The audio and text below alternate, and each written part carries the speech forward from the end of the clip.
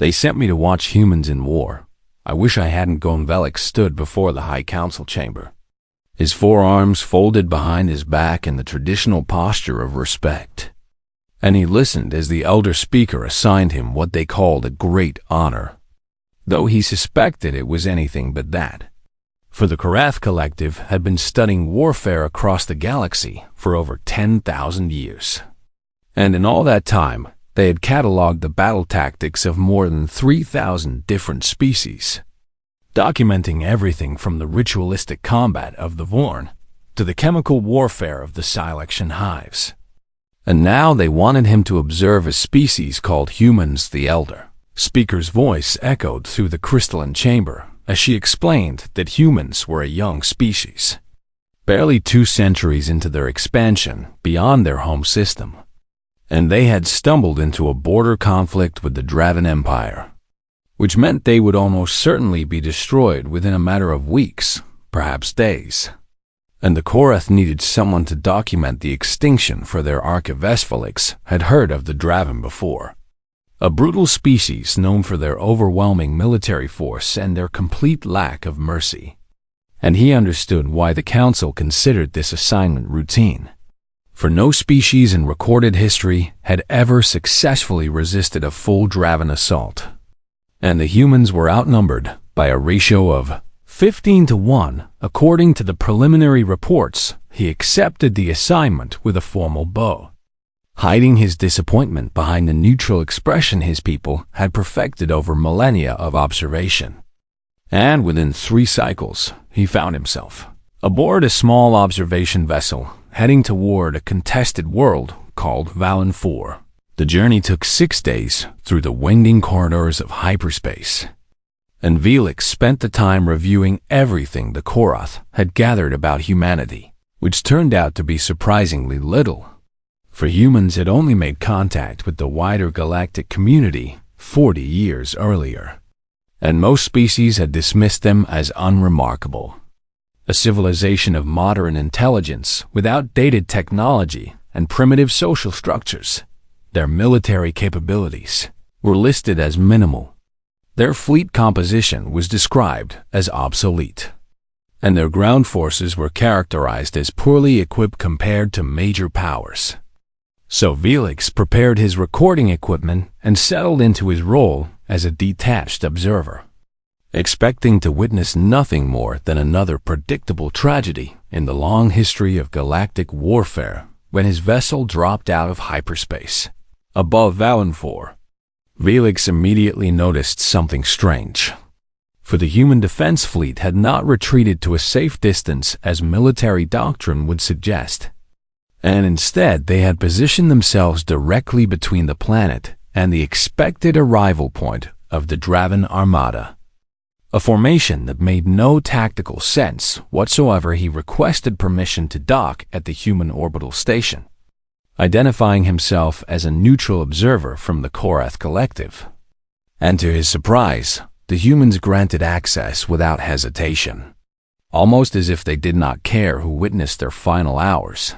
The station was chaos when he arrived, with civilians rushing toward evacuation shuttles and soldiers moving in the opposite direction toward defensive positions. And Velix found himself pushed along by the crowd until he reached a command center where a human male stood before a wall of tactical displays. The man turned when Velix entered, and despite the exhaustion visible in every line of his face, he offered something that Velix recognized as a smile, which confused the Korath observer because he could not understand why anyone would smile at a time like this.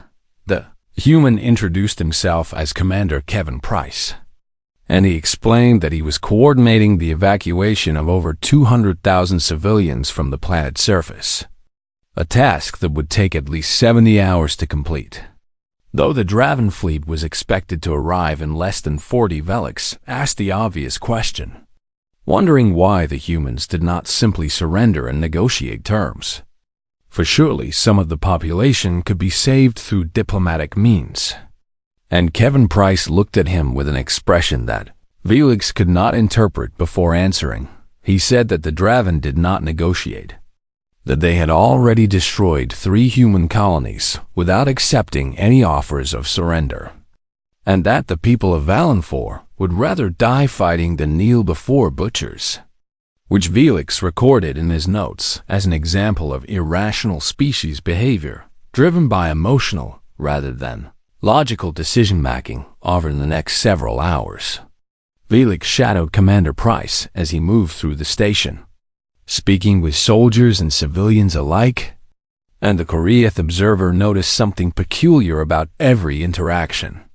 For Kevin Price seemed to know many of these people by name, asking about their families and their fears and their hopes, even though he must have known that most of them would not survive the coming battle. Felix asked why he wasted time on such personal connections, when he should be focused on strategic planning. And Kevin Price paused before answering that these were not just soldiers and refugees. They were people, his people, and if he was going to ask them to fight and possibly die, the least he could do was remember their names. This response made no sense to Felix, for the Korath approach to warfare documentation was purely clinical, treating combatants as data points rather than individuals. But he recorded the statement nonetheless and continued his observations.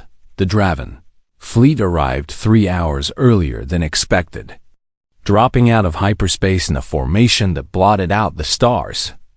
And Felix counted over 200 warships compared to the human fleet of 17 vessels, a disparity so vast that he briefly considered returning to his own ship and departing before the inevitable slaughter began.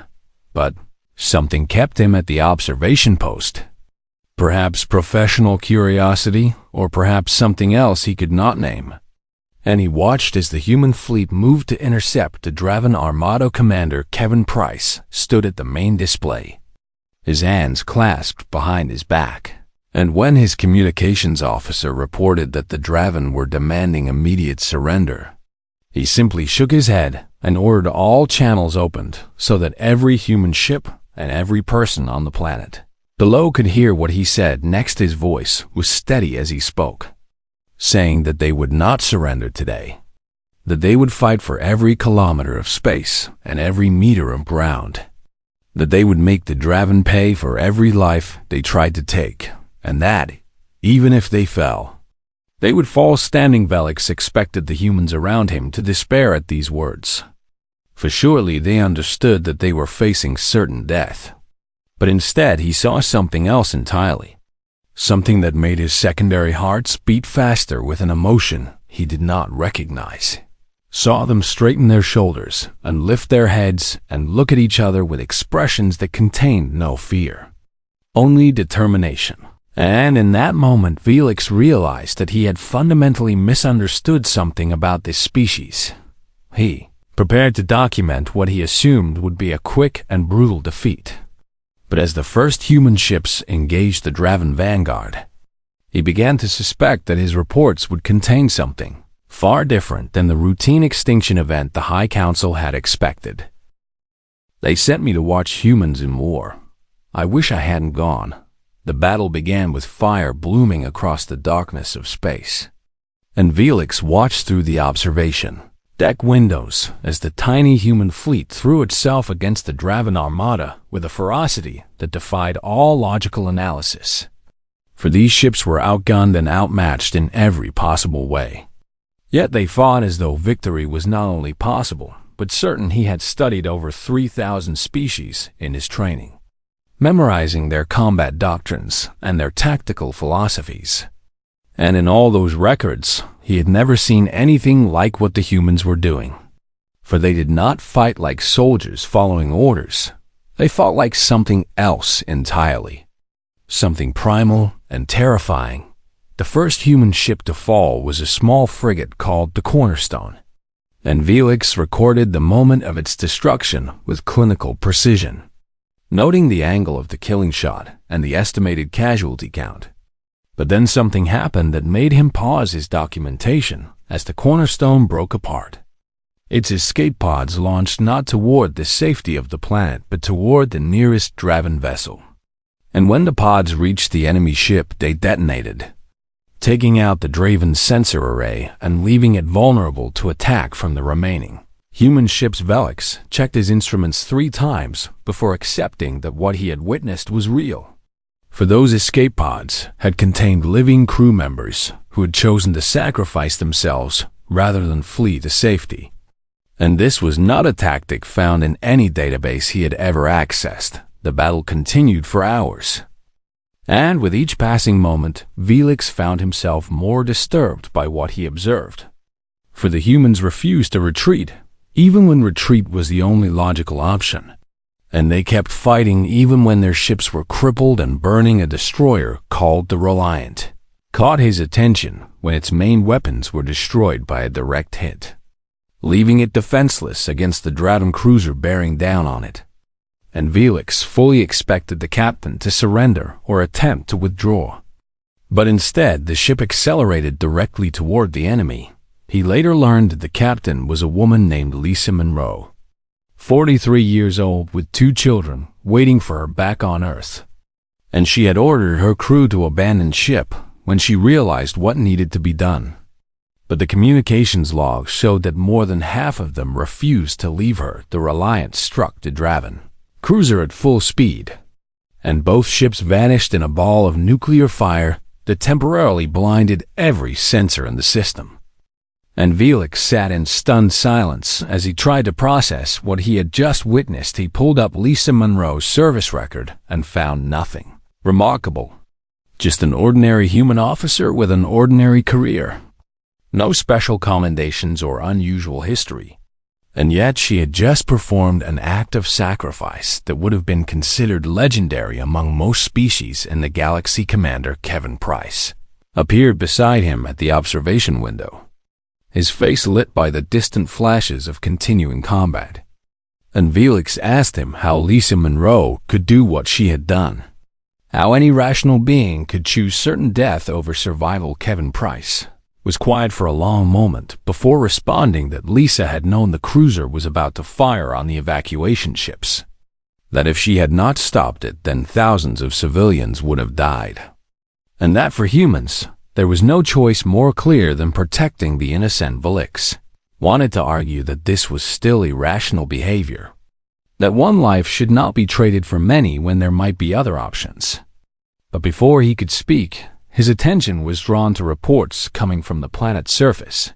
The ground war had begun, and Velix deployed his observation drones to follow the fighting, focusing on a squad of human soldiers tasked with defending a mountain pass that led to one of the main evacuation sites. The squad was led by a sergeant named Ryan Cole, a man of 31 years who had been a construction worker before joining the military. And he had been given an impossible mission. For his 12 soldiers had only 2 hours of ammunition, but were expected to hold the pass for at least 6 hours. Velix watched through his drones as Ryan Cole gathered his squad and explained the situation with complete honesty, telling them that there was no reinforcement coming and no extraction planned, that their job was simply to buy time for the civilians behind them, and that he would understand if any of them wanted to find another way out. Not one of them moved.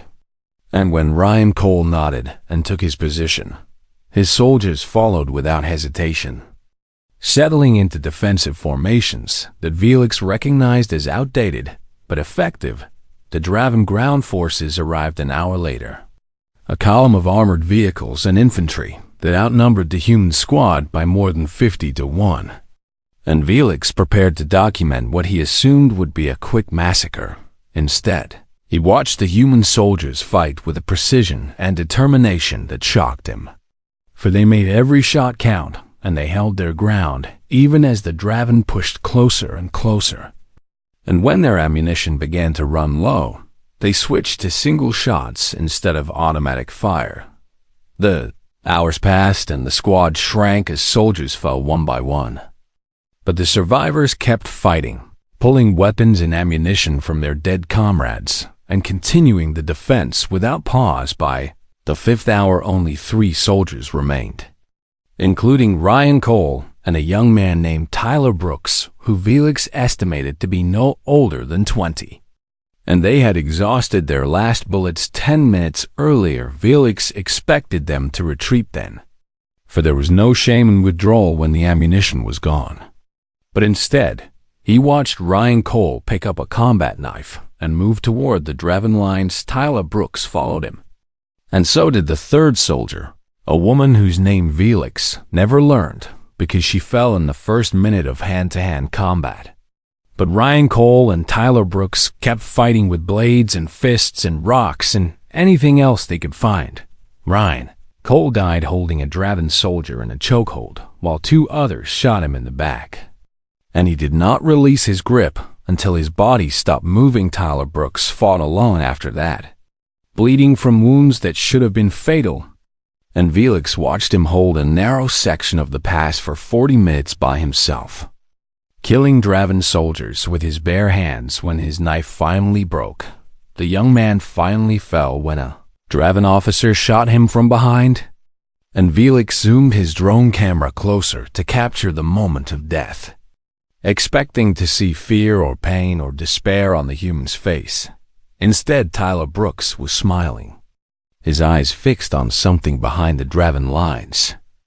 And when Felix turned his drone to follow the young man's gaze, he understood why the evacuation shuttles were lifting off in the distance, hundreds of them carrying thousands of civilians to safety. And Tyler Brooks had lived just long enough to see that his sacrifice had meaning. Felix ended the recording and sat in silence, his four hands trembling in a way they had never trembled before. And he realized that his understanding of warfare had been fundamentally wrong. For he had always viewed combat as a mathematical equation of resources and tactics and probability, but humans did not fight with mathematics. They fought with something else, something that Felix did not have a word for in his language. And for the first time in his career as an observer, he felt genuine fear, not of the battle around him, but of the species he had been sent to study. They sent me to watch humans in war. I wish I hadn't gone. Felix submitted a formal request for reassignment on the third day of the battle, composing his message with care as he explained that his psychological state had been compromised by what he had witnessed, and that another observer should be sent to complete the documentation.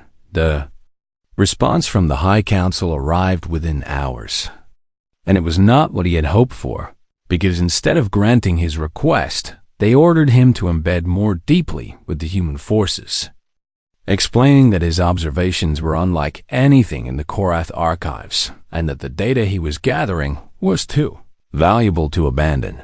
He read the message 3 times before accepting that there would be no escape. And so he gathered his recording equipment and requested transport to the planet's surface, where the fighting had grown even more desperate as the Draven pushed inland toward the evacuation zones. A human shuttle pilot named Danny Vega flew him down through the battle-scarred atmosphere, weaving between burning debris and enemy fire with a casual skill that Felix found both impressive and terrifying.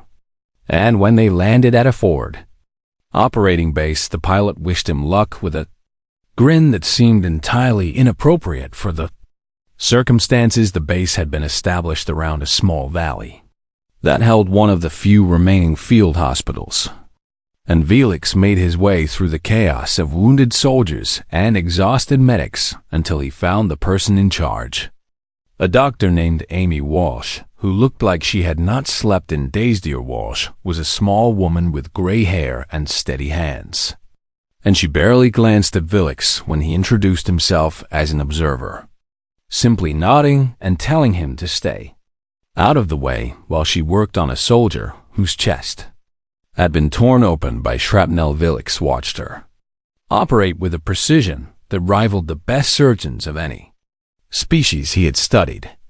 Her movements quick and certain, even though her patient's chances of survival were clearly minimal. And when the soldier's heart finally stopped, she spent another 10 minutes trying to restart it before accepting defeat. He expected her to move on immediately, for there were dozens of other wounded waiting for treatment. But instead, she paused to close the dead soldier's eyes and whisper something that Felix could not hear. And then she stood and walked to the next patient with tears streaming down her face. This behavior made no sense to him. For the Karaith approach to battlefield medicine was purely practical, treating those who could be saved quickly and abandoning those whose injuries were too severe. And yet Dr. Walsh and her team seemed determined to fight for every single life. Regardless of the odds, he followed her for the next several hours, documenting everything he observed, and during that time he witnessed human medics do things that should have been impossible, carrying wounded soldiers through enemy fire and performing surgery in conditions that would have been considered unacceptable by any civilized standard. One moment stood out above all others, when a young medic named Chris Taylor arrived at the hospital dragging 3 wounded soldiers behind him on improvised stretchers, his own body bleeding from at least 4 visible wounds that should have left him unable to walk. Velix asked how he had managed to bring them all back, and Chris Taylor looked at him with eyes that seemed to focus on something far away as he explained that he had found them trapped in a collapsed building 3 kilometers behind enemy lines, and that he had simply refused to leave them behind. The medic collapsed shortly after delivering his patients, and Dr. Walsh rushed to treat him with the same desperate energy she showed to everyone else. And Velix found himself hoping that the young man would survive, even though such emotional attachment was strictly forbidden by Korath observation protocols. He asked Dr. Walsh later why humans expended so much effort on soldiers who might never fight again.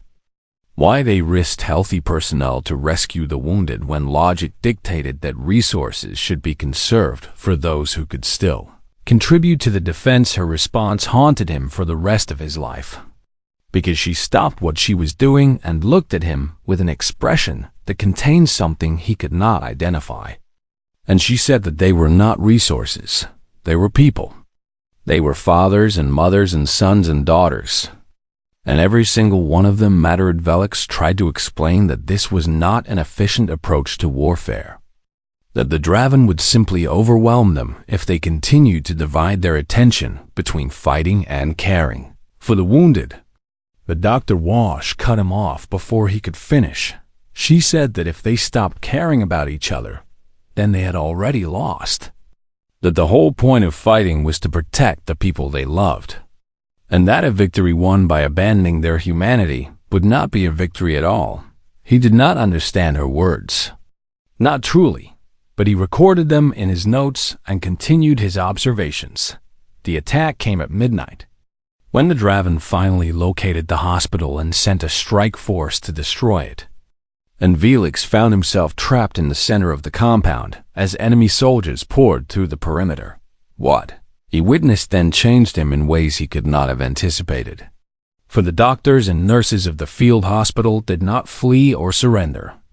Instead, they picked up weapons and fought alongside the soldiers who had been protecting them. Walsh shot 3 Draven soldiers with a pistol she had clearly never trained with, her hand shaking but her aim true. And when her ammunition ran out, she grabbed a surgical tool and stood guard over her patients, like some kind of ancient warrior. Chris Taylor, who had been unconscious only hours before, dragged himself out of his bed and took up a rifle, fighting from a sitting position because his legs could no longer support his weight.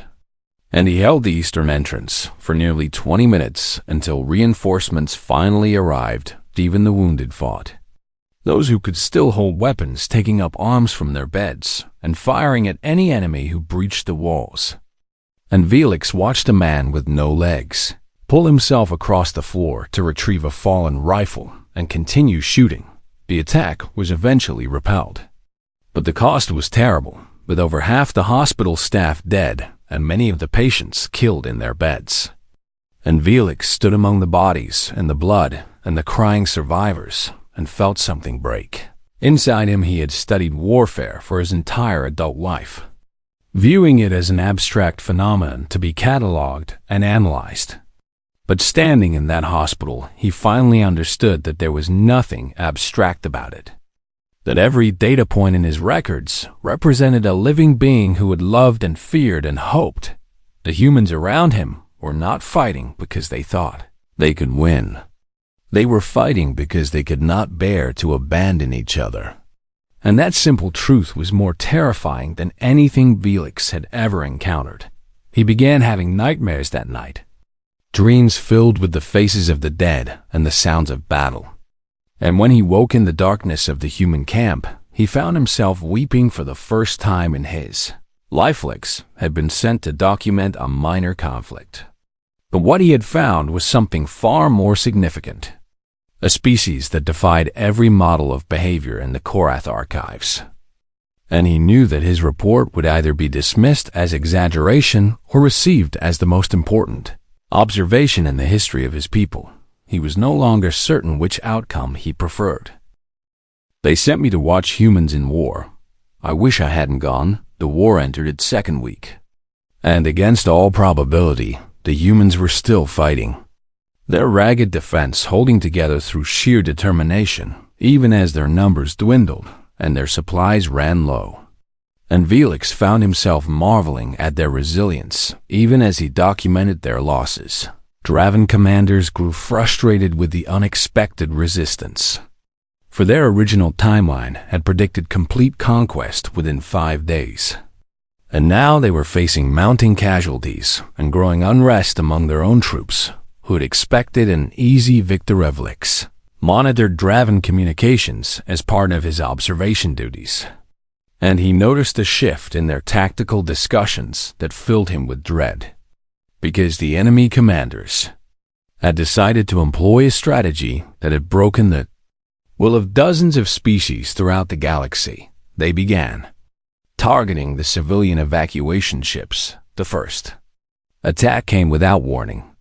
A squadron of Draven fighters breaking through the human defense screen and opening fire on a transport, carrying over 3,000 refugees, most of them women and children who had thought they had reached safety. Felix watched the transport break apart in the cold void of space, escape pods tumbling uselessly as the Draven fighters methodically destroyed each one. And he felt a sickness spread through his body that had nothing to do with physical illness. He was standing in the command center when the report reached Commander Kevin Price, and he watched the human officer receive the news with an expression that seemed frozen in time. His eyes fixed on the tactical display as the casualty numbers climbed higher and higher. The room fell silent around them, every human present staring at the screen with faces that Felix struggled to interpret. And then Kevin Price spoke in a voice that was barely above a whisper, asking his communications officer to open a channel to all remaining human forces. What followed was not a speech of grief or despair, but something far more unsettling, because Kevin Price did not weep or rage or curse the enemy. He simply stated the facts in a calm and measured tone, describing what the Draven had done and what it meant for the future of the battle. He said that the enemy had shown their true nature, that they would kill anyone they could reach regardless of age or innocence, and that there could be no negotiation with such creatures, only resistance unto death.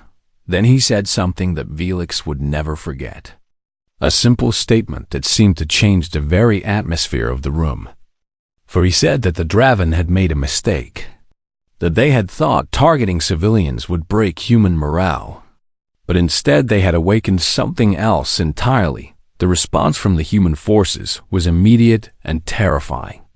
Not shouts of anger or cries for vengeance, but a cold and absolute silence that spread across every channel and every unit.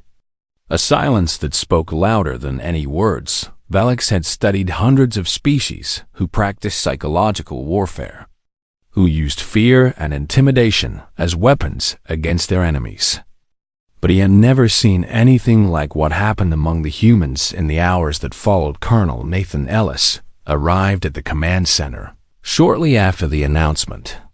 A man in his 50s who Felix had noted as calm and analytical in previous encounters.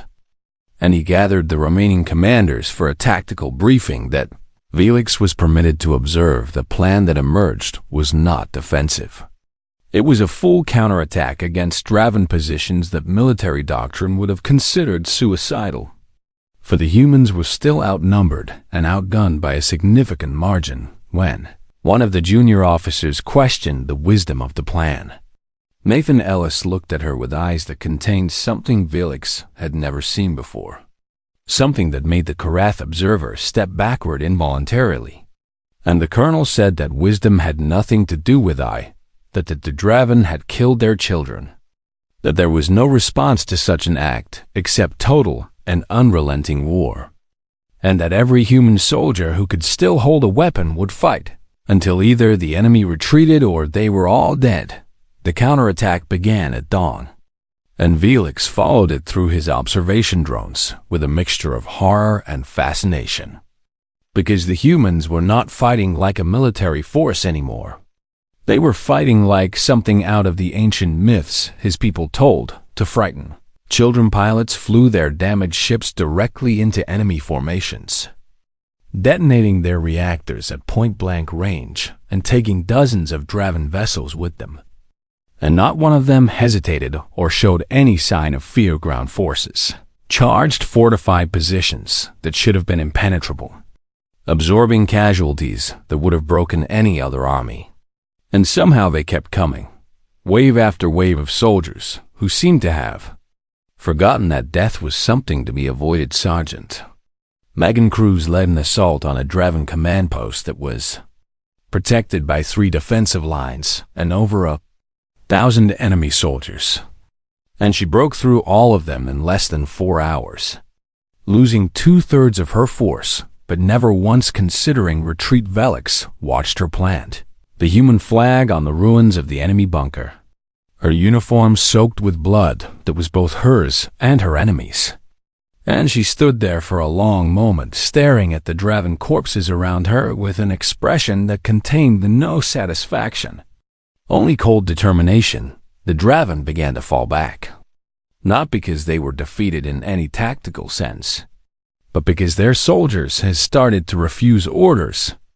Reports coming in of entire units abandoning their positions rather than face the human counterattack. Felix intercepted communications between Draven commanders that spoke of the humans in terms usually reserved for natural disasters, describing them as unstoppable and irrational and somehow more dangerous in defeat than they had ever been in strength. One message in particular caught his attention. A report from a Draven colonel to his superiors that described an encounter with a human soldier who had continued fighting after losing an arm, who had continued fighting after being shot multiple times, who had continued fighting until there was literally nothing left of him that could hold a weapon. The colonel wrote that he had faced warriors from 30 different species in his career, but he had never seen anything like humans. Because other species fought to win and humans fought to make you pay for every centimeter of ground and every drop of blood. By the end of the day, the Draven assault had stalled completely, their forces pulling back to defensive positions as their commanders tried to understand what had gone wrong. And Felix sat in the human command center surrounded by exhausted soldiers who had somehow turned an impossible situation into something resembling hope. He looked at Kevin Price, who had not slept in over 40 hours, and asked him how the humans had done it, how they had found the strength to counterattack when everything indicated they should have surrendered. Kevin Price was quiet for a long moment, and then he said that the Draven had made the oldest mistake in warfare. They had given the humans something to fight for that was more powerful than survival. They had given them rage and purpose, and the absolute certainty that defeat was not an option. He said that humans could endure almost anything as long as they had hope. But when you took that hope away and replaced it with fury, you created something far more dangerous than any weapon or warship. Felix recorded these words and wondered if the High Council would believe them, wondered if anyone who had not seen what he had seen could possibly understand what humans were capable of when pushed beyond the limits of ordinary endurance, was beginning to suspect that the galaxy had no idea what it had awakened. They sent me to watch humans in war. I wish I hadn't gone. The war ended on the 19th day. not with human victory in any conventional sense, but with Draven withdrawal, their fleet disappearing into hyperspace after their commanders concluded that Valenfor was not worth the cost. They were being forced to pay. Velix stood on the observation deck of the orbital station and watched the enemy ships retreat, their formations ragged and their numbers significantly reduced from what they had been when the invasion began. And he felt a strange mixture of relief and confusion that he could not fully explain. Commander Kevin Price appeared beside him, looking somehow older than he had 2 weeks earlier, the lines on his face deeper and his eyes carrying a weight that had not been there before. And he said nothing for a long time as they watched the last Draven vessels vanish into the darkness. When he finally spoke, it was to thank Velix for staying, for bearing witness to what had happened. And Velix found himself unable to respond because he did not feel that he deserved gratitude for simply recording the suffering of others. The evacuation continued for another week as the surviving civilians returned to assess the damage to their world. And Velix used that time to complete his documentation, interviewing soldiers and medics and ordinary people who had somehow survived the impossible. He spoke with Dr. Amy Walsh, who had lost half her medical staff but refused to mourn until every patient was stable. And she told him about the ones she had saved and the ones she had lost with equal measures of pride and grief. He spoke with Chris Taylor, the young medic who had dragged 3 wounded soldiers through enemy territory, and learned that he had recovered from his injuries and already volunteered for another combat unit, because someone needed to be there when people got hurt. He spoke with Sergeant Megan Cruz, who had led the assault on the Draven command post, and found a woman who seemed haunted by what she had done, even as she insisted she would do it all again without hesitation, because the alternative was letting the enemy win. Each conversation added another layer to his understanding of humanity, and each layer made him more certain that the Korath had fundamentally misunderstood this species from the very beginning. When his transport finally departed for the Korath homeworld, Velix stood at the viewport and watched Valenfor shrink to a point of light among countless others. And he thought about all the people he had met and all the things he had witnessed, and wondered how he could possibly convey any of it to the High Council. The journey home took 12 days, and he spent most of that time organizing his notes and preparing his presentation, trying to find words that would communicate not just the data he had gathered, but the meaning behind it. Arrived at the council chamber on a gray morning, the crystalline walls reflecting pale light from the artificial sun that hung above the city. And he walked to the speaker's platform with a heaviness in his 4 legs that had nothing to do with physical fatigue. The elder speaker asked him to present his findings, and Velix began by describing the battle in clinical terms, the ship movements and casualty statistics and tactical decisions that formed the framework of any military analysis. But as he spoke, he realized that none of it captured what he had actually experienced. He stopped mid-sentence and looked at the faces of the council members, these beings who had spent their lives studying warfare from the safety of distant observation posts. And he knew that they would never understand unless he told them the truth. So he told them about Lisa Monroe, who had rammed her ship into an enemy cruiser to protect evacuation vessels, and about her crew who had refused to leave her even when she ordered them to save themselves. He told them about Ryan Cole and Tyler Brooks, who had held a mountain pass with knives and rocks and bare hands, and about the young soldier who had died smiling because he knew his sacrifice had meaning. He told them about Dr. Amy Walsh and Chris Taylor, who had treated the wounded with desperate love and risked everything to bring back soldiers who might never fight again, because they believed every life was worth saving. He told them about Nathan Ellis and Megan Cruz, who had led a counterattack born of grief and fury, and about the cold silence that had spread through the human ranks when they learned what the Draven had done to their children. And he told them about Kevin Price, who had remembered the names of his soldiers and asked about their families and led them through the darkness with nothing but determination and faith in each other. When he finished speaking, the council chamber was silent, and Felix could see confusion and skepticism on the faces of the elder speaker and her colleagues. For what he had described did not fit any model in their archives. The elder speaker asked what recommendation Felix would make based on his observations, what the Korath should do with this information about humanity. And Felix felt the weight of the question settle onto his shoulders like a physical burden. He told them to leave humans alone. He told them to remove Earth and all human colonies from every star chart and every database, to erase any record of contact and forbid any future observation missions, to pretend that humanity had never been discovered. The council members exchanged glances of surprise, for this was not a recommendation that any Korath observer had ever made in 10,000 years of documentation. And the elder speaker asked him to explain. Felix said that humans were not a minor species with outdated technology and primitive social structures. They were something the galaxy had never seen before.